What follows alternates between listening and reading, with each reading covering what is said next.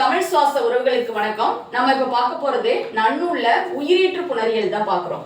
அதாவது உயிரீற்று புணரியல்ல பூப்பெயர் புணர்ச்சி பார்க்க போறோம். இப்போ பூப்பெயர் புணர்ச்சினா என்ன அப்படின்னா, நிலைமொழியில பூங்கிற பேர் வருமொழியில வல்லினம் வந்தா எந்த மாதிரியான மாற்றம் ஏற்படும் அப்படிங்கறத பார்க்கிறோம். இப்போ விதியை முதல்ல பார்த்திடலாம். பூப்பெயர் முன் இன மென்மையும் தோன்றும்.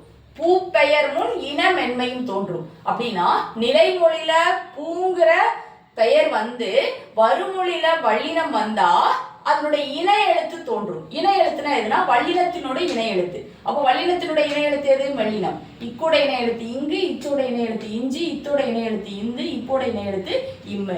இந்த மாதிரி அதனுடைய இணை எழுத்து தோன்றும். இங்க பாருங்க எடுத்துக்காட்ட, பூ கூட்டல் செடி. இப்போ பூங்கிறது நிலைமொழியில வந்திருக்கு, வருமொழியில நமக்கு இச்சுன்னு சொல்லக்கூடிய வல்லின எழுத்து வந்திருக்கு.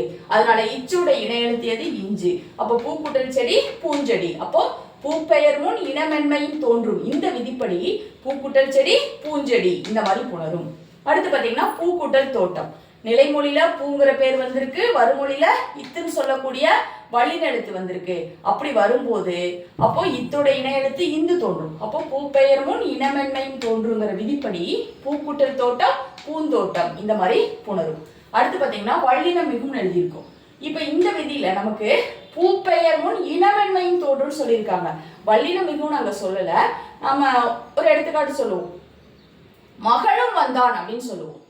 அதாவது தாய் வந்தாள் அப்படின்னு சொல்லாம மகனும் வந்தான் அப்படின்னு சொல்லுவோம். அப்போ மகனும் வந்தான் அப்படிங்கிறதுல மகன் கூட என்ன பண்ணாங்க? தாய் வந்தால் தாயுடன் மகனும் வந்தான் அப்படின்னு ஒரு வார்த்தை இருக்கு இல்லைங்களா? அந்த மாதிரி இந்த இடத்துல உங்கிறது நமக்கு ஒரு குழு வார்த்தை மாதிரி. அப்போ வல்லினம் மிகுவது இயல்பு அப்படின்னு நம்ம இந்த விதியில தெரிஞ்சுக்கணும். இப்போ பூக்கூட்டல் செடி பூஞ்செடின்னு எழுதுற மாதிரி பூக்கூட்டல் செடி பூச்செடி. அப்போ இச்சு பக்கத்துல இச்சை வரும். அதாவது வல்லின எழுத்தே மிகுந்து வருவது இயல்பு. அப்போ அடுத்து பாத்தீங்கன்னா பூக்கூட்டல் தோட்டம். பூக்கூட்டல் தோட்டம் பூந்தோட்டம் அப்படின்னு நம்ம எழுதியிருக்கோம். அங்க பூத்தோட்டம் எழுதியிருக்கோம். அப்போ வல்லினம் மிகுந்து வருவது இயல்பு. கீழே பாருங்க, தாமரை கூட்டல் கொடி. இந்த தாமரைங்கிறது ஒரு பூவுடைய பேர் தான். தாமரை, மல்லிகை, ரோஜா இதெல்லாம் ஒரு பூவுடைய பேர் தான். ஆனா நமக்கு நிலைமொழியில தாமரைன்னு வரக்கூடாது, பூன்னு வரணும். பூங்கிற பேர் தான் நமக்கு வரணும். மல்லிகைன்னு வரக்கூடாது, பூங்கிற பேர் தான் வரணும். அப்ப தாமரை கூட்டல் கொடி தாமரை கொடின்னு எழுதுவோம். ஆனா அந்த இடத்துல நம்ம இந்த விதியை கொண்டு போய் பயன்படுத்த கூடாது.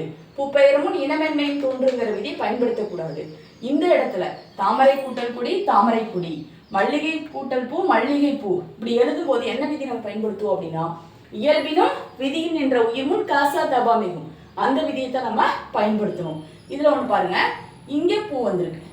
ஆனா இங்க நம்ம எங்க பார்க்கணும் அப்படின்னா, நிலைமொழியில பூ வந்தா மட்டும்தான் நம்ம இந்த விதியை பயன்படுத்தணும். நம்ம வருமொழியில என்ன வந்தாலும் நம்ம அதை கவனிக்க தேவையில்லை. ஏன்னா வருமொழியில நமக்கு என்ன வருதான்னு மட்டும் கவனிக்கணும் அப்படின்னா, வல்லின எழுத்து வருதான்னு மட்டும்தான் நம்ம பார்க்கணும்.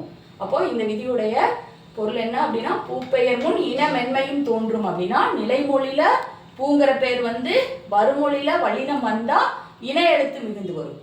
அதே சமயத்துல வல்லினம் மிகுந்து வருவது இயல்பு. இதை ரெண்டையும் நம்ம இதுல புரிஞ்சுக்கணும். நன்றி. நாங்க போடக்கூடிய காணொலி உங்களுக்கு தொடர்ந்து வருவதற்கு சப்ஸ்கிரைப் பண்ணுங்க, லைக் பண்ணுங்க, ஷேர் பண்ணுங்க, கமெண்ட் பண்ணுங்க.